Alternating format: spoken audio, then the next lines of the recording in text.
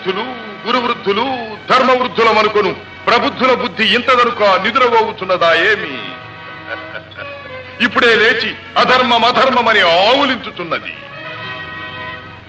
జూతము ధర్మ విరుద్ధము, సప్త మహావ్యసనములలో నీచాతి నీచమైనదని తెలిసి అంగీకారముద్ర వైచి ఇంతదనుక మీరేల వీక్షించి తిరిగి అయినను జూత క్రీడారతులకు ధర్మసుతిరితో మామను సరిజోదును చేసి ఆడించి తినే కాని చతుషష్ఠి కళా విశారదుడనగు నేనాడలేదే.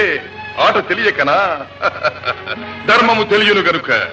కాని ధర్మాధర్మములు విచారింపక తమ్ముల విక్రమోపార్జితములైన సంపదలను మా తండ్రి దయాలబ్ధమైన ఇంద్రప్రస్థమును తన ఒక్కని సొత్తి అయినట్టుగా ఈ పాండుసుతుడు ఒడ్డినప్పుడు ఇది ధర్మము కాదని మీలో ఒక్కరైనను పదవి కదిపిరా?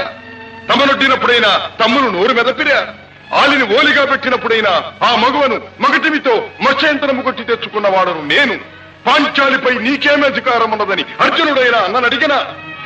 చతుర్విధ పురుషార్థములలో సహధర్మచారిణి అయిన దారను దయారహితముగా పందెం వైచినప్పుడైనను అవ్వా ఇది అమానుషమన్న వారెవ్వరునూ లేరే.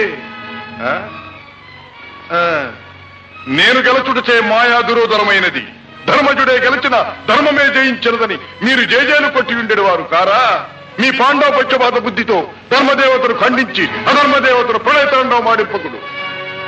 తాత, అలనాడు స్వయంవర సమయమున నా కూర్మి మిత్రులకు కర్ణుని సూతకుల ప్రసూతుడని వదరి వరబహిష్కారము చేసిన ఆ ద్రుపదులకు బుద్ధి చెప్పుటకిది ఒక ప్రయత్నము. నాడు నన్ను అతిథిగా ఆహ్వానించి పరిహసించిన పంచభర్తృక పాంచాలిపై పగ సాధించుటే దీని ఆంతర్యం. అంతేగాని నా పితృదేవదయాలబ్ధమైన ఎంగిలి కూటికాశపడు అల్పుడను కాను. అందును జూతార్జితమగు విత్తముపై చిత్తమెసగొల్పు అధముడను కాను. నా హృదయాగ్ని జ్వాల ప్రతిరూపమే ఈ జూతము తాత. ఆ ప్రతీకార జ్వాలలే పాంచాలిని ఆవరించినవి.